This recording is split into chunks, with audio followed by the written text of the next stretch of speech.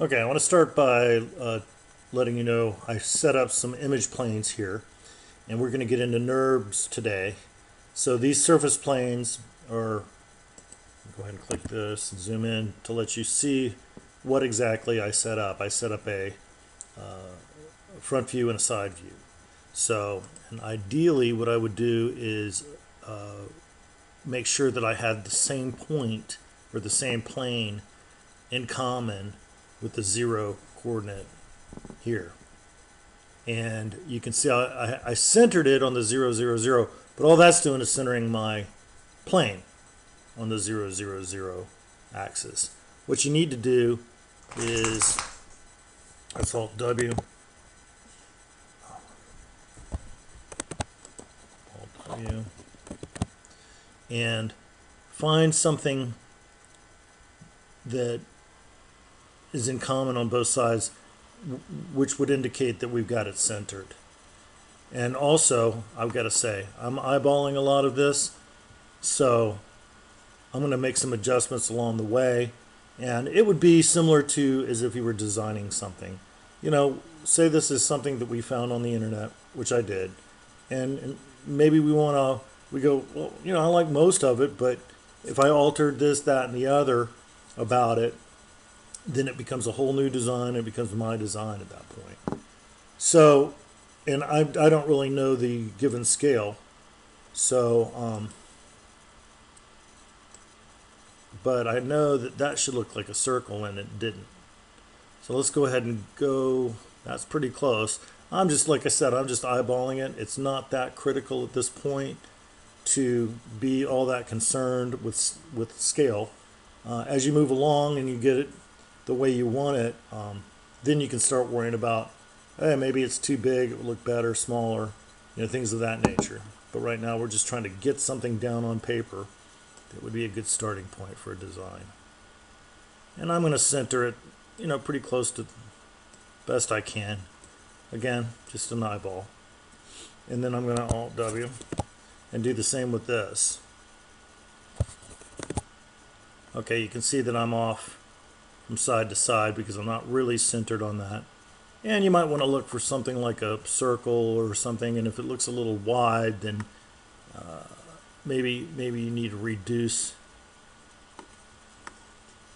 the width of this particular image plane.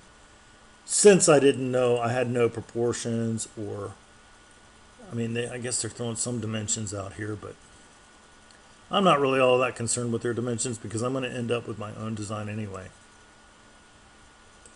And I might make it a little shorter, you know, just visualize what I think looks good. Maybe something more like that. And I may change it along the way. That's what design is, you know, you get into these things and whatever looks better, you kind of lean towards that. Okay, let's get into all views here, and let me just start out by showing you some elements of Nurbs. We come over here, click here, and where we were doing splines in the last lesson, we are now going to do Nurbs. You got two types. I'm going to tell you right off the bat, I wouldn't even concern myself with the point curve. However, if you do, there is a way to convert the point curve into a CV curve. But why even bother? And I'll show you why. You get just a whole lot more control with the CV curve.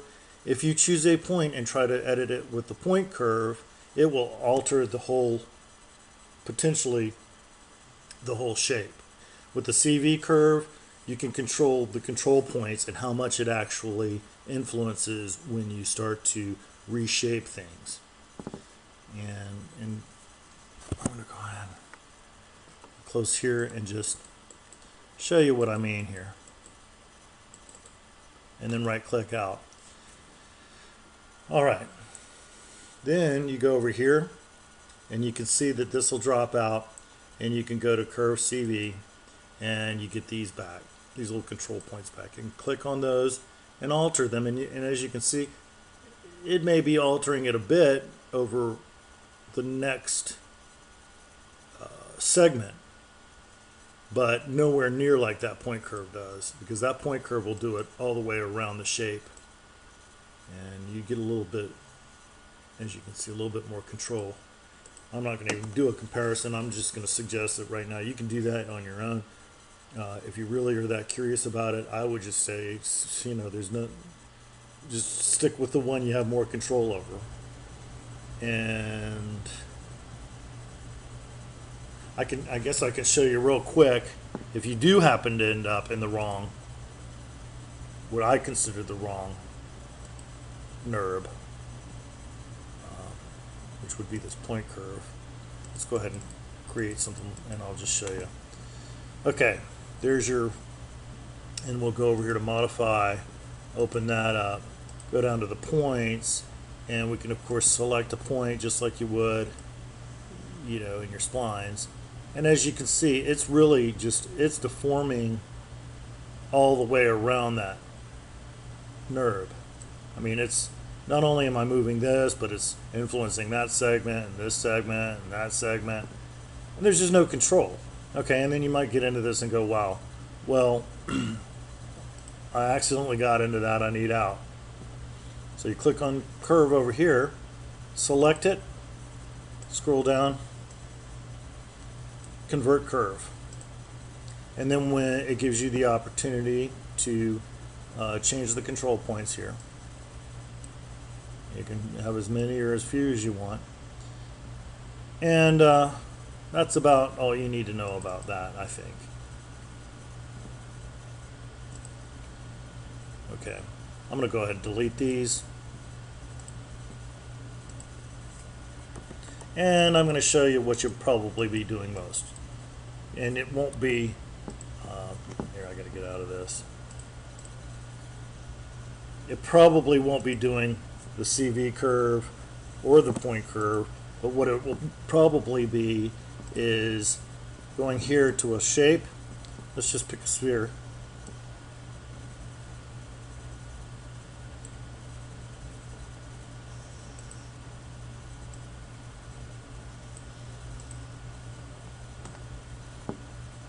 And you'll be taking that sphere and probably right-clicking and converting it to a NURB. Okay. Now, I'm sure you're seeing what's happened here with these facets.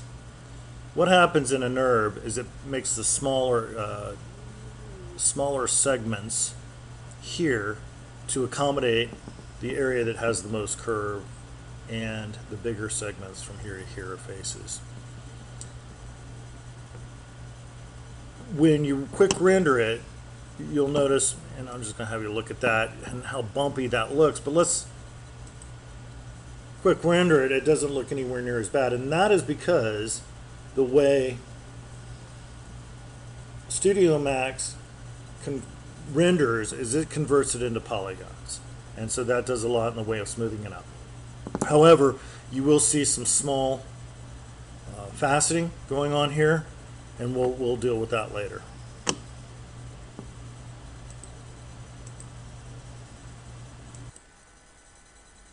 Okay, let's take a look at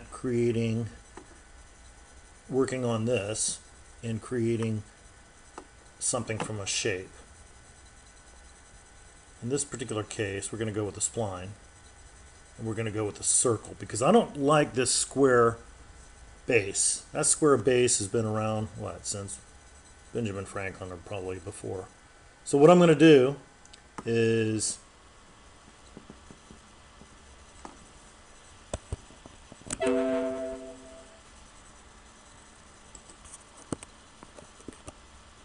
I'll figure out where I am here. Zoom here. All right. What I'm going to do is go ahead and create a circle of a base. And maybe I like the scale of this, but you know, I'm just not crazy about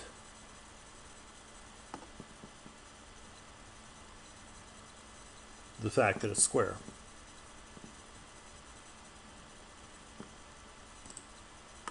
In this view, I want to go ahead and select this and what I want to do is have it on 0 on the Z, just there, and take a look at it here with, with it shaded.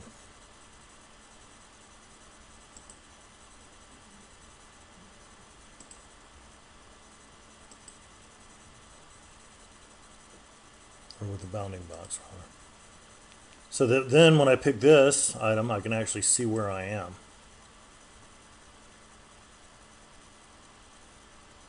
I'm going to name it base. I'm going to then convert it.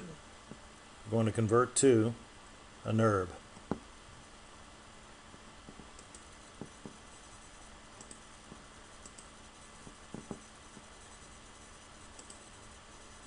The front view, you can see that I'm lined up here. If I'm lined up here and I've got this pretty much centered, I'm pretty close to there as well, lined up over here. So that's good. We might want to look at it in our other view. It's kind of hard to see, but here again, we're designing. You can see it because it's a little white. It whites out the actual axis that is black. So as you scale it, you'll see, scale it back and forth, you'll see it, as slight as it might be. I zoom in. It extends a little beyond, but I'm not too worried about it. Again, I'm not worried about scale. You can see it moving right there. There I'm dead on. Here I'm probably not so much. And that's probably because this item's not completely centered, but I'll worry about dimensions when I get something designed that looks good. Then I can, round off so that it's not 0.0001 or what have you. But right now, if I get too involved in dimensions and scaling and all that, I'm going to miss out on design. I'm going to miss out on potentially good design.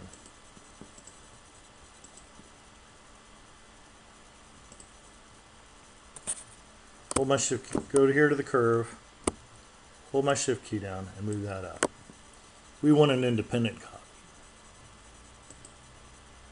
Alright. And you can see here where it is, and maybe I need to move it to sort of halfway. And maybe, you know what? Maybe I want to scale it. Say split the difference and that at the top so that we have a shape that actually is circular. And it sort of is an ergonomic look that kind of contours to the actual gooseneck itself. So I've got that selected. I'm going to choose my scale tool, and I'm going to scale it down just visually, about half. And I'm going to do that again. Hold my shift key down, move it up. Independent copy, okay. I'm going to scale that down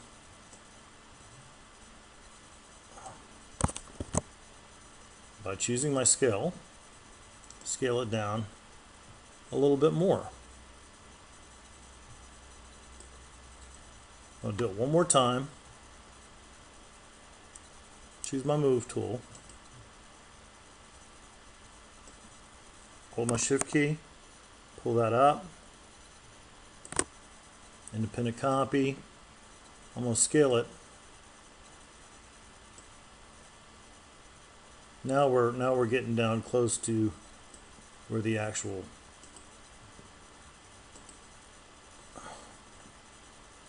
where it actually is. Okay, my next one can actually be slightly above that. Move tool. Hold my shift key. Slightly above it, independent copy. Now I'm going to scale it down to exactly the right size of that gooseneck part.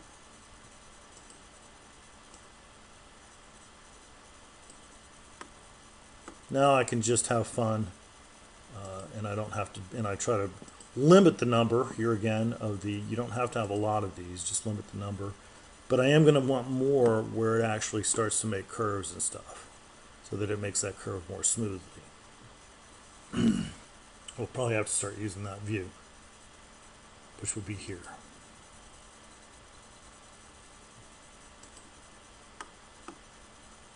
So I can start using both views now. Okay. I'm going to switch to my move tool, switch here. Hold my shift key down. Move that to there. Okay, now we're starting to get into curves. I might want to start using this view. Shift key.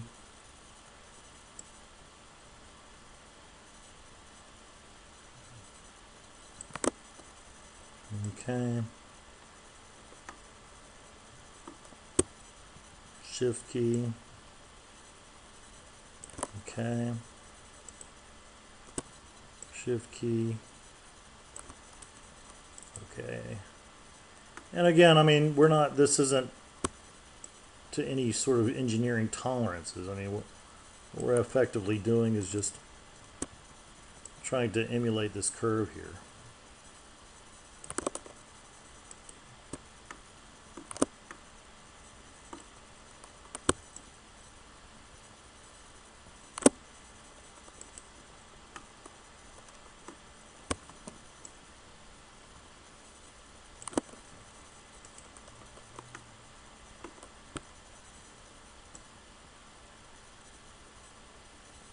Now might be a good time to start rotating.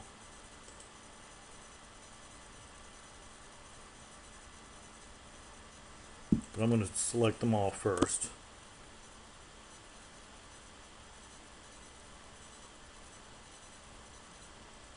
Okay.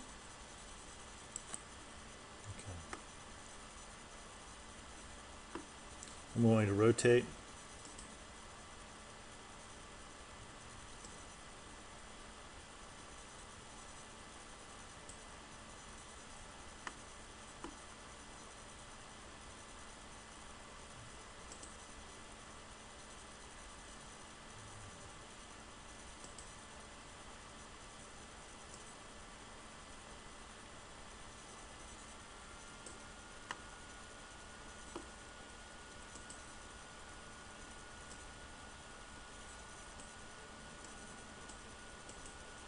Okay, I think we got most everything we've got there.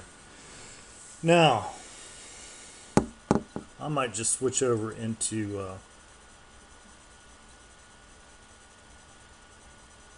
bounding box. Or make that, yeah, bounding box is good.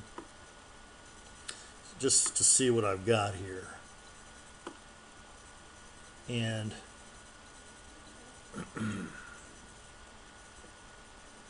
if I can make that curve, I think we're doing good. You want to go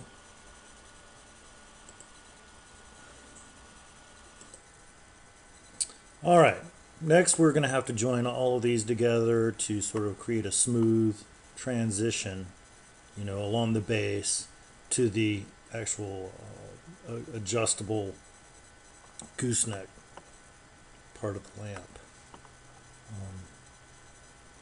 I think I might go to bounding box so I can see what I'm doing. Select your shape. Then you can come over here to your modifier and look at what you got here.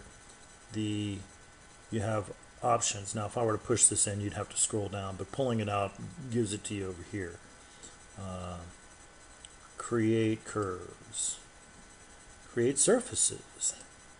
U-loft. That's what we're looking for. U-loft. Okay. Now select your U-loft. Select your very first shape. Then your second. You got to do this in order. Then this one. And this one. I might even skip the one that's so close. That could give me some sort of weird shape, but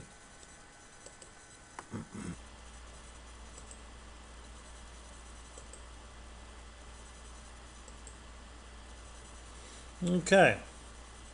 That looks pretty good for the most part. You know, it could use some adjusting possibly, but we can always come back and do that. Let's go ahead and take a look at this.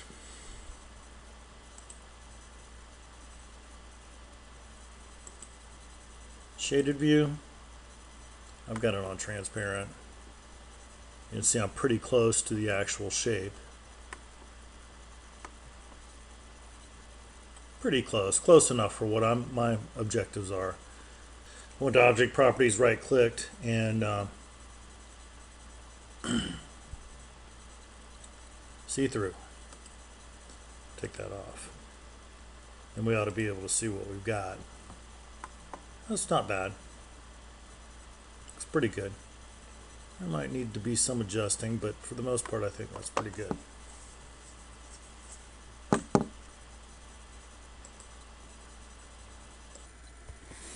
Okay, let's look at altering this in case it just didn't come out exactly like you wanted and there's some rough areas that may need fixing. A little pinch there. Might want to see if we can fix that. And really it's good to look at these in the ortho views to see where exactly you are with it. Now when you do select these, it's pretty busy. So my suggestion is that you go over here, configure viewports, go into selection brackets and take off that. Display selected with edge faces. Okay, apply to all views. That makes it a lot easier. You're not seeing all the garbage. All right, so we're going to come in here and we're going to choose the curve. Then we're going to start trying to move some of these around. So we grab our move tool, and you can see that as I move it, it disappears. So you really can't see what's going on. Move, go back to where we were. Go to the top here, and come down here where it says transform to grade. Take that off. Then when you go over here,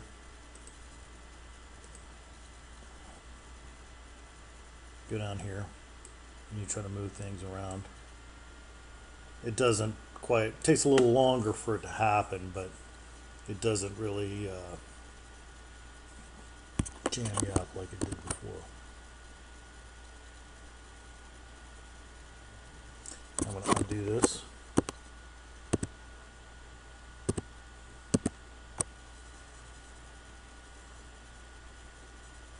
I think we're back now where we were. And you can select these things and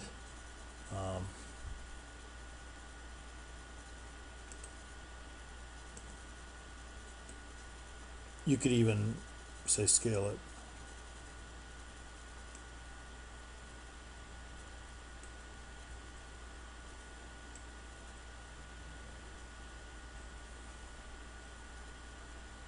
You know, make it look a little better. Maybe that's what you're after. Looks a lot better. It's a nice transition from the base to the actual thing itself.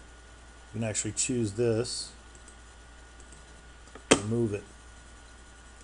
And like I said, you got to be careful. You got to make sure that you have enough of these so that you're not killing yourself at the end trying to fix it. That's a little better.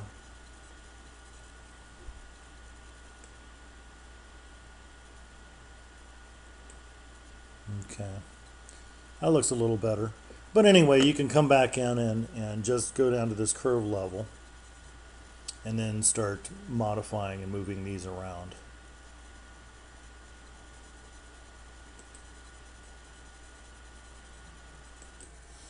All right.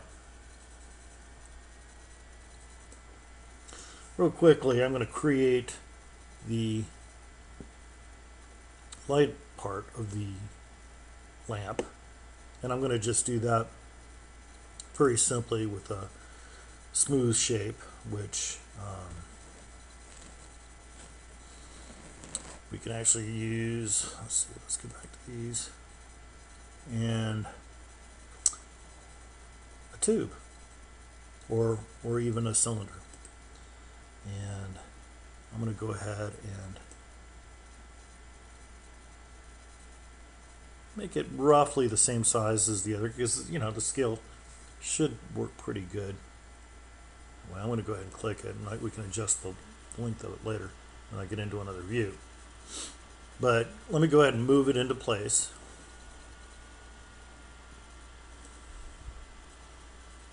And that's pretty good. Now if I look at the front view,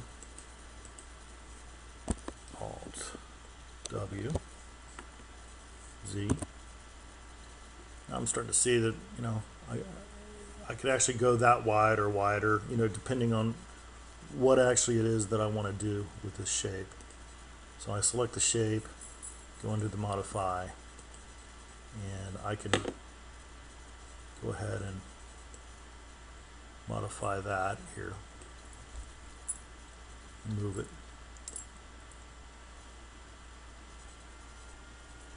It's pretty close. Maybe I like that. So I'm going to go ahead and go with that.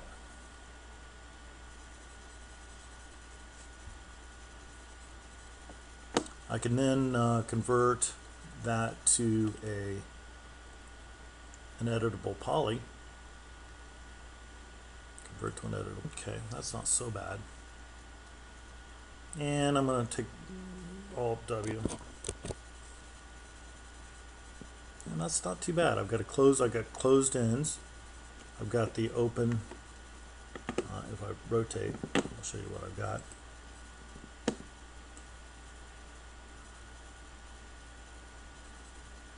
So that's what I've got there. Okay, what we're going to do now is look at possibly refining this shape a little better. If you look at this, it's not as smooth as it could be as far as a circle goes, and we really did start out with a circle. So somewhere along the way we lost a little bit of detail. However, the way to fix that is to go ahead and click on the circle that you want to be round, if it's squared up or gotten a little bit oval like this one has, and go over here to rebuild. And under rebuild, you can go ahead and change this, which will make it either more or less. The tolerance is either more or less. And obviously, you know, the more you make them, again, the more resources in terms of memory you're using. So you can see right there that makes that a lot more circular and less oval. Now you can go up the whole shape.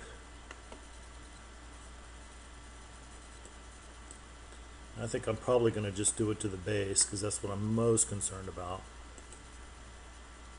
So I can select on, I'm going to get out of this first. Select on the next one. And then go to curve.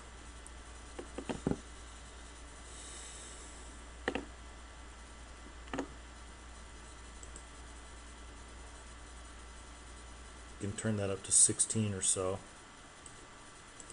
Okay.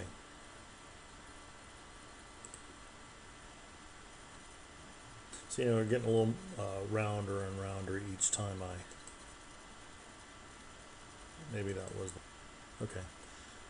Anyway, that gives you an idea. You need to click on each one of the ones that you need to, that you feel you need to refine, and go ahead and go to the rebuild, which is at the very end of the curve. You go down the curve, it's at the very end. And it's this rebuild button right here.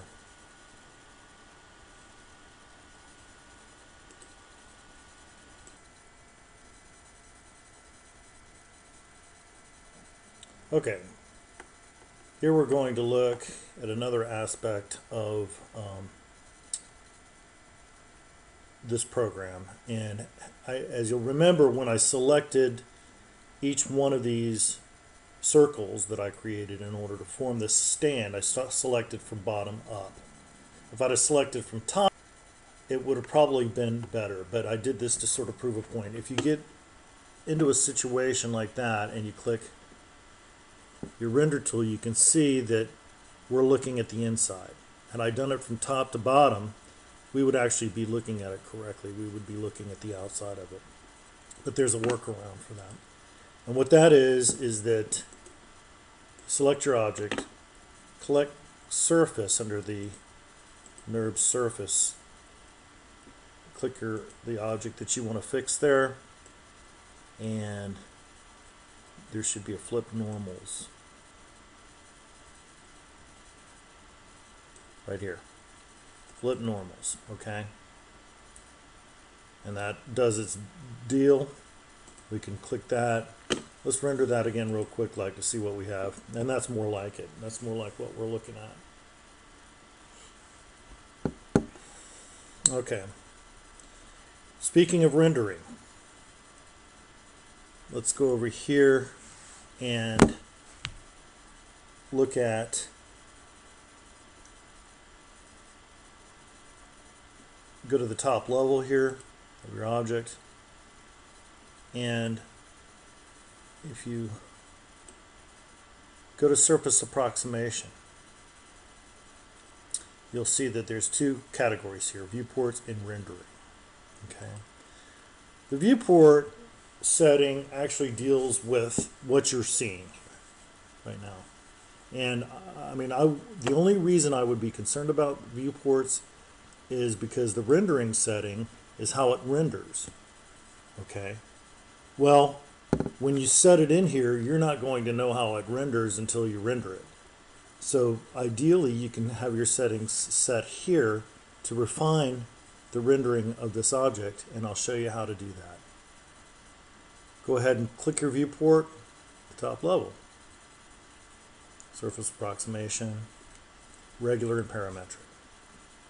Okay, regular, you can go into and increase this quite a bit in order to, let's set this at about 50. Get what you're after. And you know, that looks pretty cool. That looks pretty good. And don't you dare click on that parametric button while you're in this regular mode.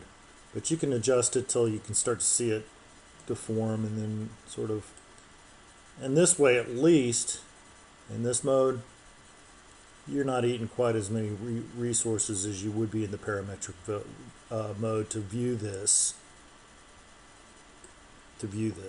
And I mean, here it's really not as smooth as it could be. So let's just go ahead and raise them up to about 40-ish. And that gives you a pretty smooth sort of thing. Now, let's take a look at taking this all the way back to 1 on that. Then you can click on your parametric, because if you do it otherwise, you will crash. So let's go ahead and click parametric. And you can see that's pretty good at the setting of 1.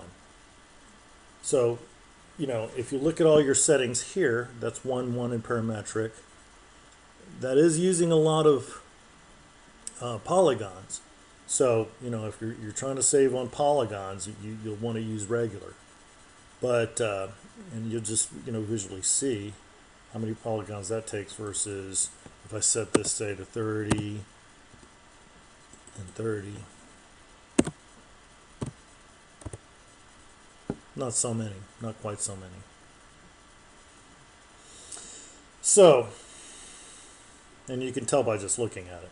So let's go all the way back down to 1, for instance. And go to parametric, and you can see how many polygons there are to create that surface. You can go to your renderer now, and you can set this to parametric, and you know that if you have this at 1 and this at 1, it will render very much like you see it in your viewport. You know that. Making sure that all of these settings are the same as what you had under viewport. And they are. Well, just make sure you set them 20, 2015. Is there. So you can 20, 2015. But just make sure that your settings here match what your settings are here in the viewport. And you can do that with either the regular or the parametric under renderer. But remember, when you set it here under rendering, you're not going to see it in the viewport. The output is strictly rendering. So you might want to just keep it here in your. And in fact, to save some space, you might even want to just keep it at a low polygon count so that you're not overwhelming your processor. Save a little space there on your hard drive. And that should do it for that. Grouping. Okay, that's one other thing that I need to talk about, because when you have this and you have this, now this is something that I created sort of on the side. All I did to create that was go into my primitive shapes and create a cylinder, and then convert that cylinder to a poly mesh and delete whatever I didn't want out of it, which was this sort of thing.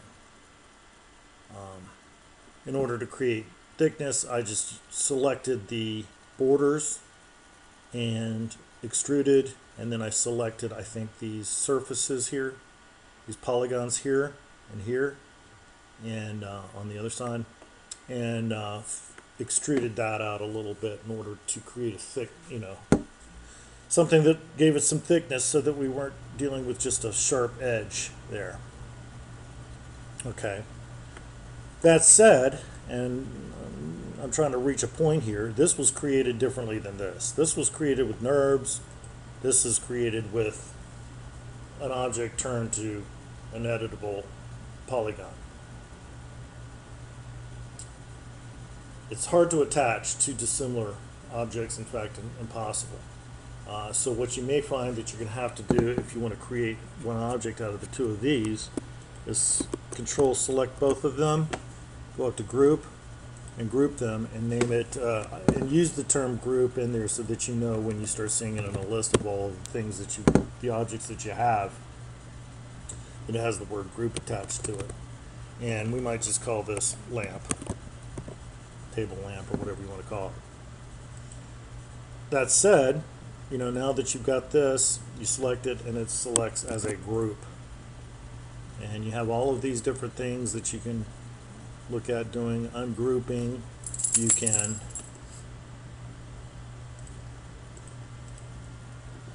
go into your Scene Explorer. You can look at each one of the objects and how it falls underneath that particular group, lamp group.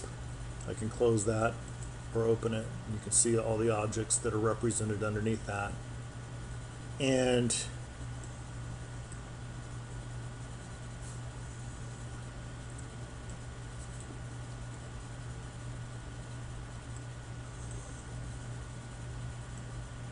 you can open it under group, I think. Open it and you can edit them separately, or deal with them as separate entities again, and then close it again and it becomes one entity or one object. Again, you can ungroup, and then the only way you're going to bring it back into a group again is to go through step 1, and that is to select both of them and create a group. So it might be better to use open and close so that you're not destroying the group that you originally created. That concludes the survey look at our Nurbs.